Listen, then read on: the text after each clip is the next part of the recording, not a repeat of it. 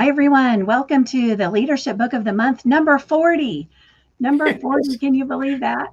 So I didn't realize it was that one. I know. I'm Kelly Byrnes, the founder of Voyage Consulting Group and the creator and host of this forum. Started about 4 years ago and started to help leaders sharpen their thinking, continue their growth, and apply practical wisdom. And we pick current leadership books and sometimes some classics.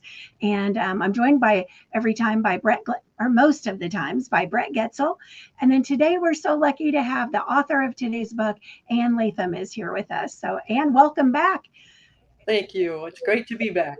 I love talking to you too. We met with Ann in December's book, The Disconnect Principle, and I loved that so much that we decided to talk about her next one, or her other one, and that was before. Actually, it was first. Yes. So we came back to today's book is The Power of Clarity, and we will dive into that in just a few minutes. But Bret, I'll first invite you if you want to do an update or share anything.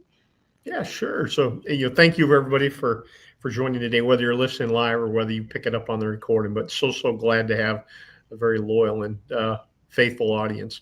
So I wanted to especially thank Ann, our special guest. I've become a raving fan, to quote another book, and just phenomenal person. I think you'll all really enjoy this. So as Kelly shared, my name is Bret Getzel. I'm a seasoned business professional. I've led some high producing sales teams at a Fortune 500 company, and a couple of years ago had to go out there and start up on my own, and just had a phenomenal run. It's just been great, able to apply a lot of the different concepts that we pick up in the book. So as Kelly said, hey, every month we share an anecdote of what's happened to us, and mine's related to Gen AI.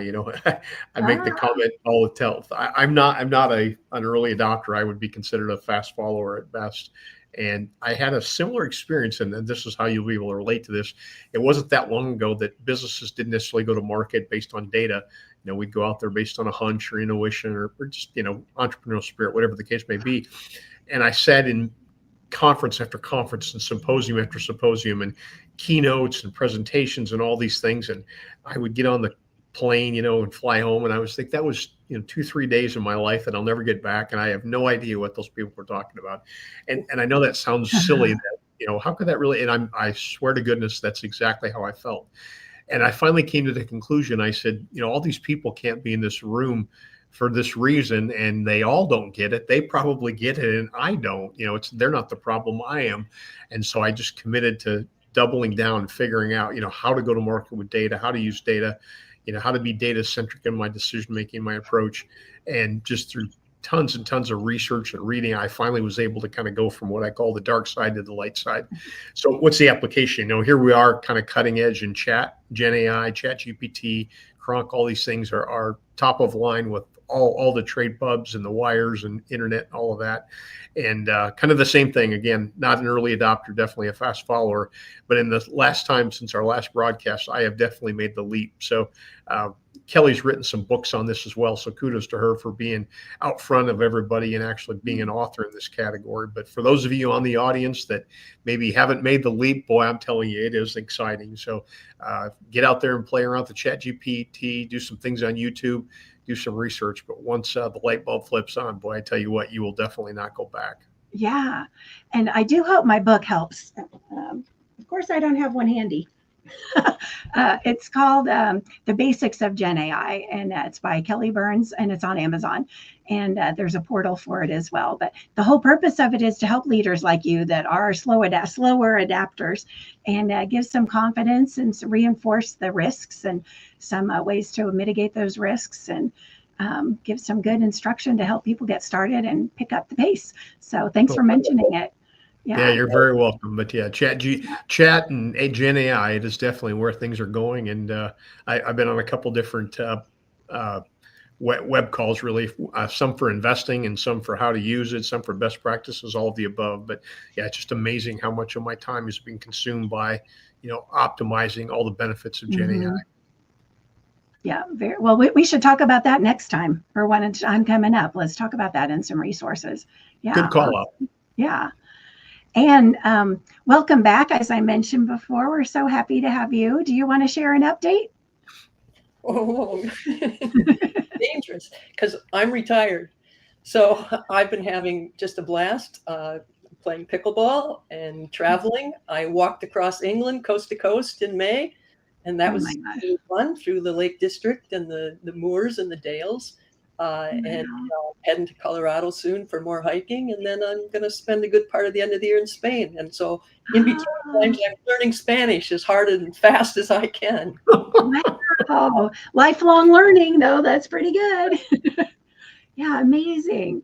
Yeah, I remember you talking about that when we talked last time, being retired, but still talking with some clients, but it sounds like maybe you're not doing that too much. You're always an author, though. You never retire from being an author. And my books are still good, even though I'm not helping clients anymore. Yeah. Boy, oh my gosh, so good. And I had read this one when it first came out. This one came out in 2021, and it's on my Kindle. So usually I hold up a picture or the live book, but I've taken it with me many places. Thank you, Ann. And but when it first came out, I remember like, oh my gosh, this hit home. And that was in the introduction. I could hardly get through each page because I had all the same experiences that you were describing. And Brett went in our pregame the other day. Brett, we could hardly move along because we were talking about how great it was. Let me remind everybody a little bit about Ann, though, first. She is the founder of a company called Uncommon Clarity. And in both books, she tells how that came about. It is and was a consulting firm that helped organizations dramatically improve performance through clarity. So she's been a trusted advisor to leaders in over 40 industries. And then some of her notable clients have included Boeing, Medtronic, Hitachi, and PBS. I think a couple of those companies could still use your assistance these days, Ann. She's been featured in publications in the New York Times, Forbes, Bloomberg, Business Week, and many others. And as I mentioned, she authored the other book we talked about. Disconnect Principle. I was going to say just law. And so today we're diving into the power of clarity. And that one came out in 2021. And in this one, she uncovers the hidden costs of lack of clarity. And there's a lot of data and research in your book that talks about the impact of lack of clarity. And so how did that all get your attention in the first place? How did you figure out that's what the problem was? Well, I worked in corporate America. And we all can relate. I should welcome everybody. If you're watching live, feel free to post comments. I'll try to remember to go look for those. But we do appreciate you. If you have anything to chime in about, agree, disagree, share some tips, we'd love to hear from you. And then we check the comments afterwards too. Okay, thank you. Sorry, Ann.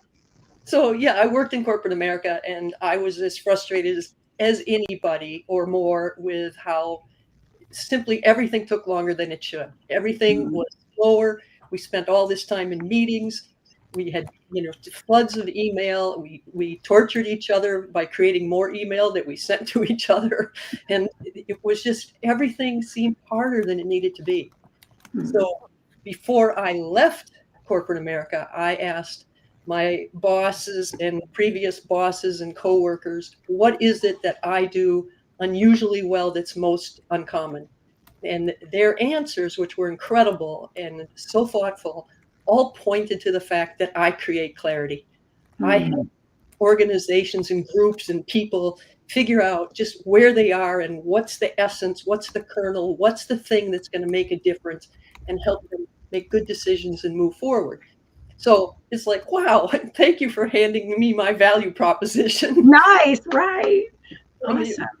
And having heard that, and as I thought about it, I realized, yeah, that is what I'm really good at. And so I started writing about that. I wrote hundreds of articles about how to create clarity, everything from how to improve meetings to how to make better decisions. And in the end, I wrote The Power of Clarity, which is, I consider, my legacy book.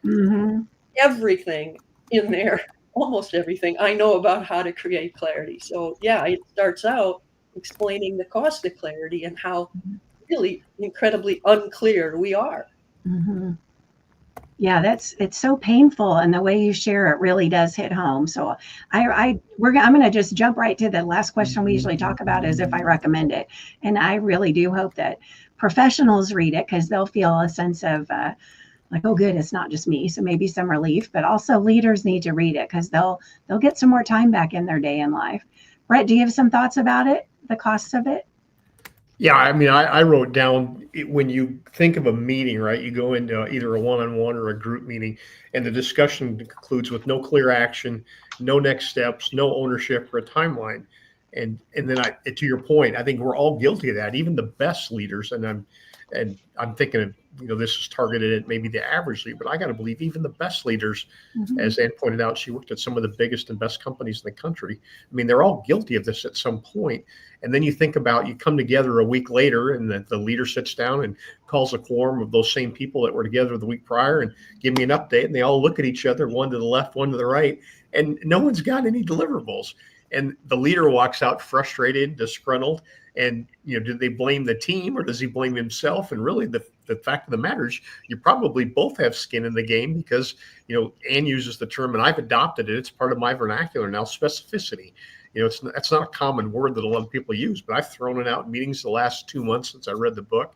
And you just think about that, right? I mean, we just had a meeting that ended with no defined outcome. And then we came together a week later for the follow-on meeting, and we still didn't have a defined outcome. So not only we wasted the 2 hours of the meeting, but we wasted the week between the two meetings. And now we're going to have another week as we prepare to follow up. So just simply a lack of clarity and a lack of specificity. I've even adopted this, which I think is kind of interesting. It's one thing if I want to waste an hour, in an unproductive fashion, that I own my time. Now, if I want to give up some work-life balance because I choose to do that, I choose to do that. But what I find to be an egregious sin or even a foul is imagine if I call a meeting for 10 other people and I end up wasting their time. Right. It's one thing if I want to give up my personal work-life balance to waste an hour, that's my problem, and I got to deal with that personally, right? But when we cross the line is when we start to waste other people's time and when we don't value other people's time. And I think all of this ties back to so much of what Ann's talking about related to clarity. Yes, yes, absolutely. And just, you just triggered what you just said, triggered like 1,000 things I want to say. And half an hour, this is going to kill me. So, I know, right? First of all, your comment about there's no clear action items. Well, people figured that out a while back and started thinking, we have to have action items. So one of the worst things they do is save the meeting by at the end of the meeting saying, okay, we need action items. We need action items. And so they dream up, they just had this conversation that wandered all over the place and probably came up with some great ideas. So let's give action items to everybody. And all of a sudden, these things start getting piled on your to-do list. And yet they aren't necessarily, those action items aren't necessarily related to the strategic purpose of the organization or the priorities or the original intention of that meeting. So they can cause more meetings. Exactly. Saving the meeting can be really dangerous. Sometimes people go, well, we wasted that hour and just to leave, Yeah. Oh my gosh. That somebody asked recently about a pet peeve, and one of mine is not having an agenda for a meeting. And especially when you set up a meeting, if you're inviting somebody. That's another problem. Yes, yes. And you give specific tips for that. When people started demanding agendas, then all of a sudden there's a proliferation of agendas, but a lot of these agendas are recipes for wasting time. They are filled with what I call treadmill verbs. Yeah. It's like review. You can review forever. Right. Or report. You can report forever. There is no way to know when you are done. You can share forever, communicate forever. It just goes on and on. If you want to make some progress, you have to walk away with something that's tangible, discernible, that's going to move things forward. And that you've got to unleash next steps. And you only do that with decisions, plans, problem resolutions, or inputs to those. Like if you're making a decision, what are the decision criteria? Once you nail the decision criteria, you're closer to making a decision. You've moved something forward. The other two biggies are approvals and confirmation. Saying, yes, you're on the right track. Keep moving. Those simple little little things that move things forward are what you're looking for. Mm-hmm. Simplest way to improve meetings is to be sure you never start a meeting without knowing what must be different when you're done. Mm-hmm. What are you going to walk away with that you didn't have coming in? What is that, the decision or the plan or the problem resolution or the little ingredient to your next step or the approval that you need? But whatever it is, it has to unleash more progress. Reviewing, reporting, sharing, discussing, those don't unleash anything except a lot of conversation. You know, for somebody who's retired, you don't lack passion, I can tell. Right. Oh, man. Well, it drives me nuts because I waste so much time in meetings. And I think one of the things that has driven me to be a clear person is because I've always hated wasting people's time. I've always hated it. When I first started doing some public speaking, because all consultants, of course, you need to be a public speaker. And I didn't like doing it because I was afraid I would waste their time. And I had to get over that hurdle before I could do public speaking. So when we did Ginny Rometty's book, she was the CEO with IBM, and it's amazing when you read these books. You know, you adopt some of the lexicon and you make it your own. And the one that she had that what I love, and I have her picture on a PowerPoint slide, and I have it posted on my bulletin board, and it was think fast, move faster. And I probably have dropped that in conversation 50 times. So you know what the PowerPoint slide that's right next to hers? It's a picture of Ann Latham with two columns. One column is treadmill verbs and the other column is destination verbs. Oh, wow. Pull one thing out of this book: specificity, clarity, treadmill verbs, and destination verbs. You know, that's a mic drop right there. That is. It's huge. If you can eliminate the treadmill verbs in your vocabulary and adopt the destination verbs instead, you will make so much more progress. But what's really sad is that I never, before I joined corporate America, I never talked about reviewing and reporting and sharing and communicating. It's like they teach those words in business school. You know, this is management speak, and it's terrible. Mm-hmm. Yeah, I worked at a company I worked with several years ago. I changed their annual strategic planning process because they'd fly people in from all over the country and have like 3 days of meetings, but the first 2 were reviews of what happened last year. So every division leader had an hour or so, and they would present slide after slide after slide about the past. And nobody wanted that. It was boring, and you could see they're all distracted. No one's paying attention. So I had them send all of that ahead of time, and people can review ahead of time and then come and share 1 or 2 things and then move forward. Everyone had 5 minutes. We're moving forward. Let's spend the time together talking about what we need to do to accomplish the goals. Yeah, good for you. Yeah. Any one of those people spending an hour reviewing, what's going to be different when you're done? Right. A lot of people are going to have had their nap. Yes. And the rest are going to go, yeah, I vaguely remember that from last year.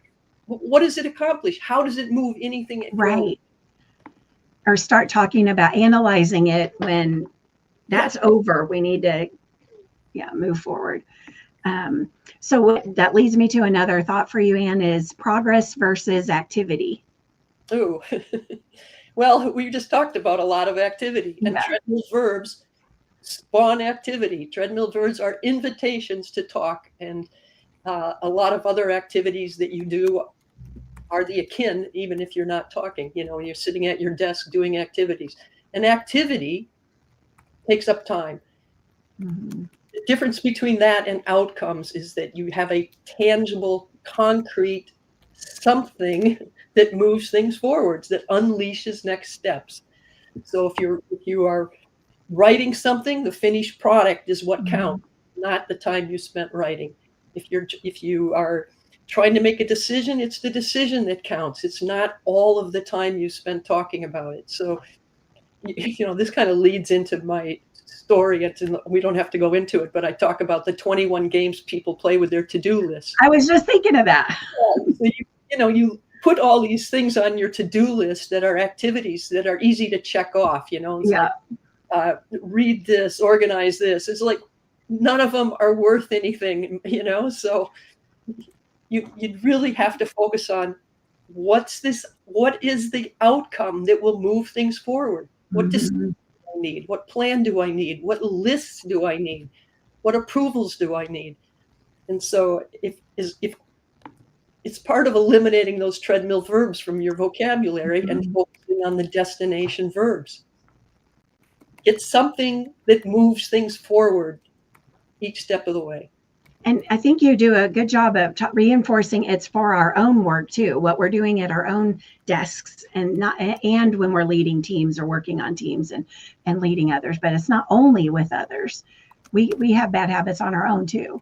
Right. And a lot of people think of clarity as having good strategic goals or good goals for the week or something. To me, clarity is knowing exactly what you're trying to accomplish and what the path is to get there at any moment. And I don't care whether you're talking about the year, the month, the week, or the next 20 minutes. Or what are you going to have done before lunchtime? What's going to be different? How are you moving things forward?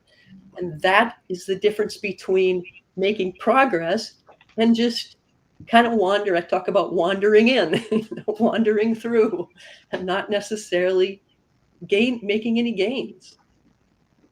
I'm writing down, what will you accomplish before lunchtime? Yeah. I'm going to print off a picture of you with that quote and the other one of unleash more progress. Yeah. Well, it should be, not just lunchtime, but 20 minutes from now. And yeah. Certainly at the end of this meeting. Yes, for sure. Brett, you want to chime in on all of that? Well, I had the note here, I'm not an accountant or an attorney where I bill by the hour, but I like to think that way. So I look at every hour as saying, hey, what was the return for this hour? I've read that Elon Musk actually budgets in 15-minute increments and takes that similar approach. The other comment that I thought of is how many leaders, when they engage with a direct report or their team or their subordinate, they're so easily, I call it misdirected with activity. And even the best leaders, I mean, they have to hold their teams accountable. Well, what did you deliver that's measurable, that's tangible, that gets us closer to our goals, whether they're financial or some other type goals. And it's the classic, right, where the people that are doing that don't necessarily make the best leaders. So as leaders, we have to learn to hold our teams accountable. And I think that, that accountable word probably gets overused a little bit, but and I even made a note to myself, accountable with clarity and specificity, and adding those two additional adjectives to it. So yeah, I completely agree with both of you. And how do you think we could use this clarity first mindset when there's conflict or disagreements?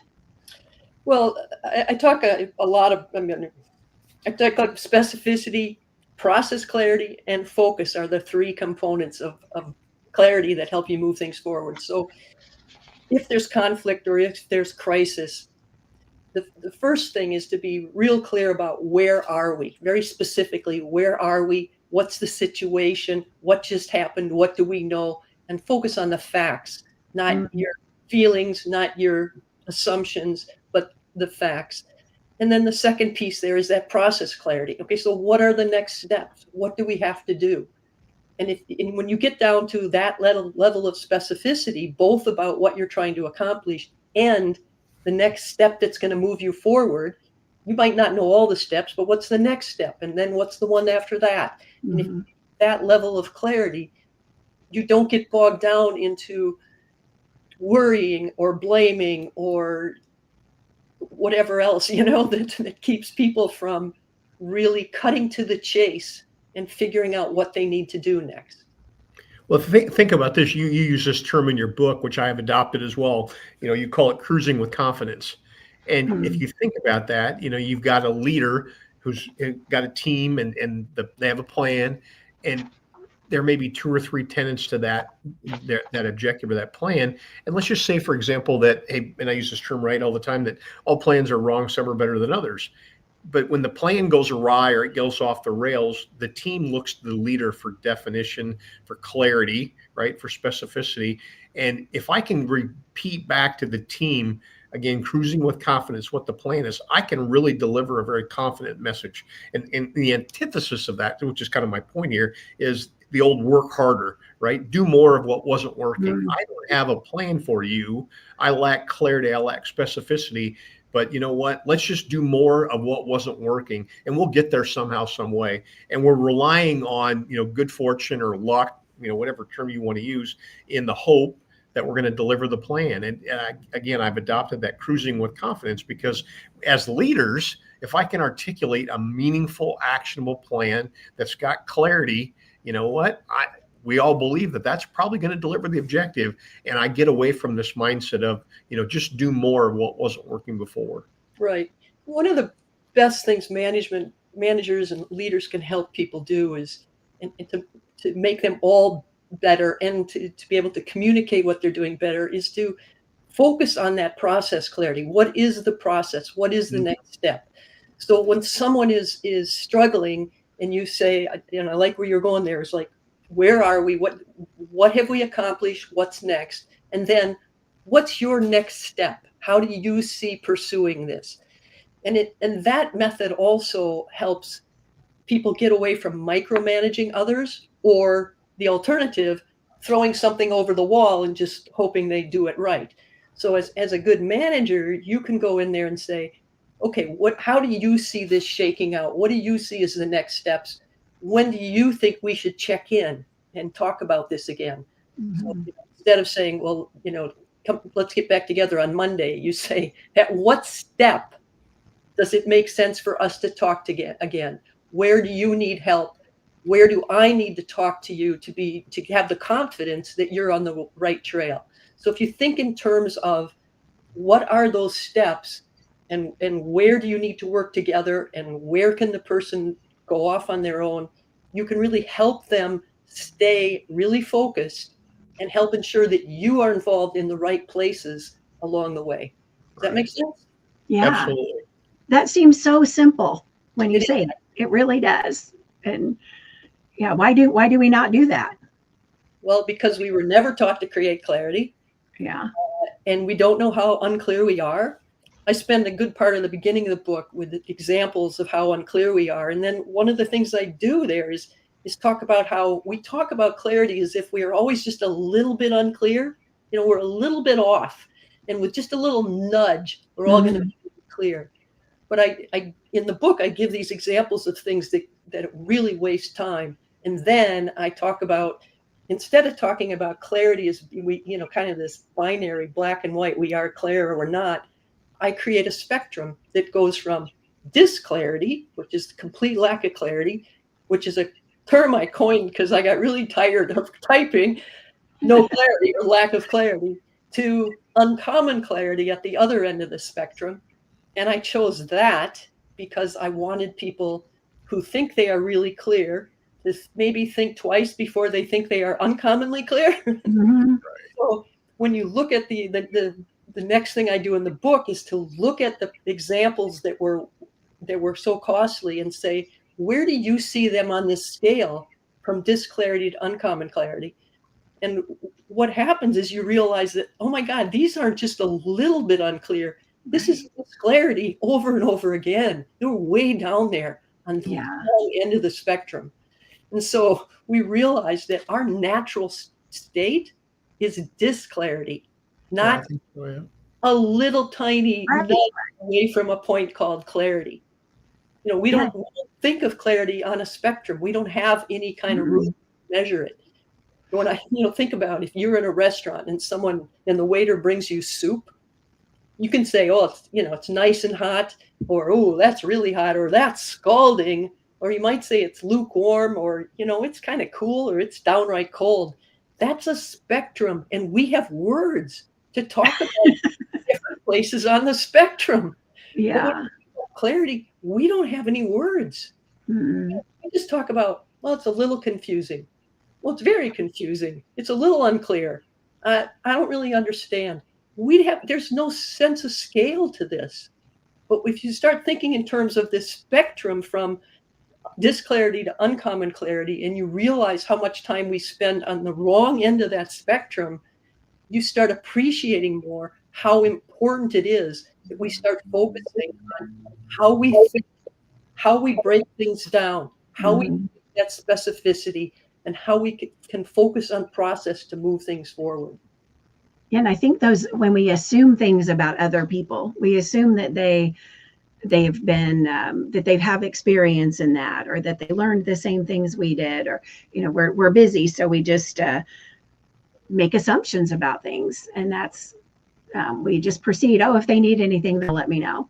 Right, right. And we all know that a lot of people are a little shy about asking the boss too many questions because it makes, they think that makes them look stupid, or, you know, just foolish, or don't understand the priorities.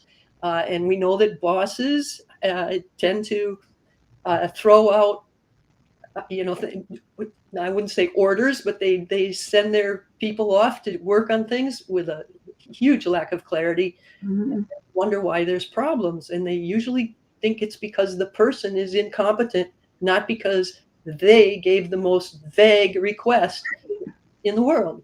Right. It's another book we read, Kelly. It's Fast is Slow and Slow is Fast. Yep. Yeah. Fast. I can't think of who wrote that one. Thinking Fast and Slow. Thinking that. There you go. Yeah. Yep. Yeah. That was so good. Yeah. So, rereading some of those examples kind of, I felt like gave me PTSD, and the remembering all of those situations, like one after the next, I could relate to each one. Yeah. That you described. Yeah. I should make a comment here, because we've talked a lot about how the beginning of the book focuses on the cost of disclarity and the waste, and, you know, this idea of the spectrum and all, you know, all the areas where things aren't clear. And I just want to be sure people realize that the book is also filled with the tools to teach you how to create clarity, so you can remedy all those situations. Yes. Yes, that's a really good point. Thank you. Because they're specific tools. They're clear. You give clear, and obviously they're going to be clear instructions. We have a question that came up in the chat. Thank you, Lindsay, for the question. What is better tangible verb for communicate core values to staff?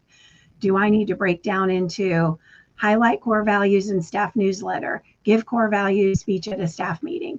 So she's wondering how to break that down, or to be even more clear. I think you have to look at, what are you trying to accomplish? When will you know you're done? You know, how will you know when it's time to walk out of the room and say we're finished? And I think when you're trying to communicate something, you know, that's maybe kind of general, or strategy, or core values, or whatever, your goal is to get people thinking and get people to ask questions until they understand what you're talking about, right? And so you're finished when you've got people talking and they finish asking questions, and you've given them the answers and they understand. So a couple of the things that are tangible outcomes are questions and answers. I love that. You're looking for questions, and you're going to push people to get them to ask as many questions as are necessary, and to give them the answers, and to test that they understand those answers. So you're taking your focus away from your presentation and, you know, all the things you're trying to say, and you're going, what do I need them to ask about? What do they need to know before they leave the room? What do we need to be sure they understand? How can I test for that? So what are the questions and what are the answers? So if it's if she's telling people to communicate core values to staff, she's telling her direct reports to do that, then she could say, how will you go about that? What are some possible ways to do that? How does that fit into your schedule? Or she could prompt them with some questions. Yeah. And how will you know when your people got it? Yeah. I love that. So how are you? Yeah. You know, because otherwise, if you don't think, you might not have all the answers to those questions, but if you don't think about that, you go in with your PowerPoint and you go, rah, rah, rah, rah, rah, and everyone's sleeping, and no one walks away with anything different. Yeah. So what situations do you have to put people in to get them to think differently? What situations will get them to respond and engage with you so that you can say, okay, they get it. They understand this. You know, so that would be a great conversation about values. Yeah. So I can list these core values and say, okay, guys, get it? Do you know what they are? Can you remember them? No, that's worthless. No. Right. What kind of situations might they come into, and how do you want them to behave? Each of you just went through about 2 minutes of questions, and every one of your questions started with what or how. And once you kind of cross over to understanding, hey, either one of those questions can be answered with yes or no, and they're all open-ended. I even catch myself. I'll pause for a moment, and I'll have a question teed up that doesn't start with what or how, and I'll reframe just to get the question worded in that fashion. And it was just interesting sitting here listening to you two. Each one of the questions that you mentioned started with what or how. Professional consultants and advisors, right? Coaches. Right. I also am pretty big on the why too. Pretty big on why as well. Getting to the purpose, and pretty important too. Yes. But you can I think I got a section in there called "Start with What," because when you start with why, you can sit there and philosophize and talk about how wonderful or how important something is. What's different when you're done? Right. Oh, we had a good conversation. Yeah, and about values, that happens all the time. The why, and the company will say, or the CEO will say, about these values are so important, and we love our people and we love our customers, but then their actions are different, and they expect the employees to work 80 hours a week for their bonus, and no one's doing that. So, why do you have that? Yeah. What are you going to? What good do they do you? And you can figure, where are they supposed to help? And if you start thinking about that specifically, rather than just presenting a list, you can come up with ways to ensure that people understand, oh, that's what you want me to do differently. Yeah. Okay, I can do that. I can get on board with that. Yeah, right on. Well, we are getting close to time, and we really could talk for hours and hours about this. So let's think about what's one thing that leaders could do to adapt this clarity mindset, or what's one action that leaders could take. Oh, well, first, read the book. Yes, right. You recommend too. 2 thumbs up, right? Yeah, absolutely. Yeah. We did this in the pregame, but I don't know if you can see this. I think I dog-eared more of the pages. I always find myself where I'll dog-ear the page one way, and then I'll read the back page, and I want to dog-ear that one. I'm like, oh, heck, I'll just read the whole book. And I'm one of these people. I don't know if you guys are this way, but it's not at all uncommon for me to read a book sometimes 2 and 3 and 4 times. I'll see a book on the shelf that really hit me, and 2 or 3 years go by, and I'll go dust it off, and I'll read it again. I mean, this is going to be one of those. I already know. Mm-hmm. Good, thanks. So what can people do differently? Well, we've already talked about treadmill verbs. Eliminate the treadmill verbs from your vocabulary. Second, we've talked about how important it is to always know right now what needs to be different when we're done, regardless of what we're doing. What needs to be different? What will change? What will we walk away with that will allow us to move things forward? And then one we haven't talked about that much is decision-making. Decision-making is arguably the most important thing we do, because decisions either put you in the right direction or the wrong direction. And we make thousands of decisions every single day. But if you ask people, what's your decision-making process? You would get as many answers as there are people in the room, if not more. And when I talk about process clarity, one of the key processes that you need to be clear about is decision-making. Mm-hmm, for sure. One of the things that we do is, when we try to make decisions, is we do what I call alternative-centric decision-making, where we just jump into the alternatives. What are the alternatives? What are our options? And what we need to do is focus on being sure we're doing objective-centric decision-making. Mm-hmm. And that means you're saying, what are the decision criteria? What are our objectives? What are the priorities? What are the limitations? What are we trying to accomplish before you start looking at alternatives? And before that, I recommend you be really clear about what is the decision we are making. Because often, I could go on with examples, but what happens with the decision is that people immediately start throwing out alternatives when they haven't even agreed on what the decision that we're making is. And I can come up with so many examples, and it is critical. So read the section on decision-making, or my other, the clarity papers on decision-making, and be sure that you are being specific and clear about what is the decision we are making. Then figure out what are the decision criteria that will guide this decision. And then third, then you start looking at alternatives and figure out which one best meets your decision criteria, your objectives. And then don't skip the last step, which is to look at risks. What is the downside for this decision?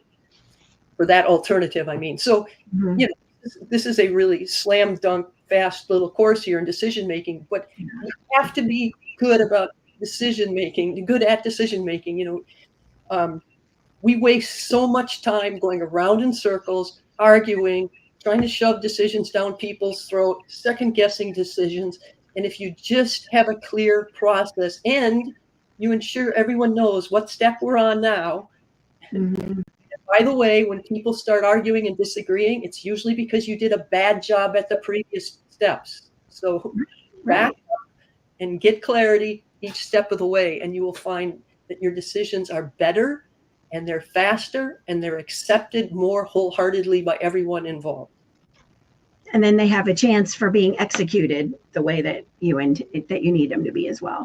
And that gets into who do you involve in these decisions. If you don't involve the people who at the right stages and include at some point there the people who are responsible for execution, you will discover that it doesn't work.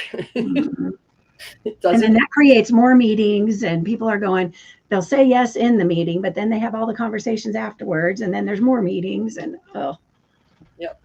yeah, that's crazy. Brett, what's one piece of advice or one last tip from the book for you? I think Ann hit it. Read the book. That's the bottom line. I say this, and this comes from the heart. I mean, as you guys can tell from listening to Ann, I mean, she's an extremely, extremely bright individual. I always say never be the smartest person in the room, and I'm certainly that's the case here. So the part I like about the book is the real life examples, the case studies, the use cases, the opportunities to apply the concepts. But she's just got this gift of being able to take what's very complex and put it in a vernacular that even the common person can understand. So if these are things that you might be struggling with, or that maybe people around you, above you, below you in the org chart could benefit from, I mean, this is a good book to do personal development, continuing education, all of the above. But yeah, this is one of those, like I said, it's going to be table stakes on my my list of top 5 reading, and I hope everybody else will as well. So well done, Ann. Yeah. Can I say one more thing? Yes. Absolutely. So one of the things that really helps, and you can be the clearest person in the world and you can absorb everything in this book and try to use it, but you will struggle if the people around you don't start learning some of the processes. So I would say read the book, but then give copies to everyone else around you. Absolutely. Together, because, and actually, by the way, meetings are the perfect place to practice the techniques in this book, because you're all sitting there together trying to get something done, and you can help each other improve your practices and create short, powerful meetings. Yeah. And people want that. Everybody wants that. Back to honoring people in their lives and not wasting people's time in their lives. So I thank you for writing that book, for coming back to join us with it. And Brett, thank you for sharing and the pregame and for this conversation as well. Absolutely. And, we always end with would we recommend, but we already said we would. So yeah. Thank you for having me. Yeah, thank you so much. So next month we have a book picked about company culture, diving into cultures of growth, how the new science of mindset can transform individual teams and organizations, by Mary Murphy. So we will look forward to seeing you soon. And I'll put the link up if you want more information about the leadership book of the month. It's voyagecg.com/leadership books. And the link to this conversation will be there as well. And feel free to reach out to Ann and Brett and me on LinkedIn. And I think that is it for today. Do you still look at LinkedIn sometimes? Not a lot. You know, it doesn't really compete very well with pickleball and hiking. And Okay, when I'm really stressed, I'm going to email you and say, what are you doing today? Or send you a text. You won't get an email. Thank you so much, everyone. We look forward to seeing you soon. And we are grateful to be part of your continued development in your leadership journey. Take care, everybody.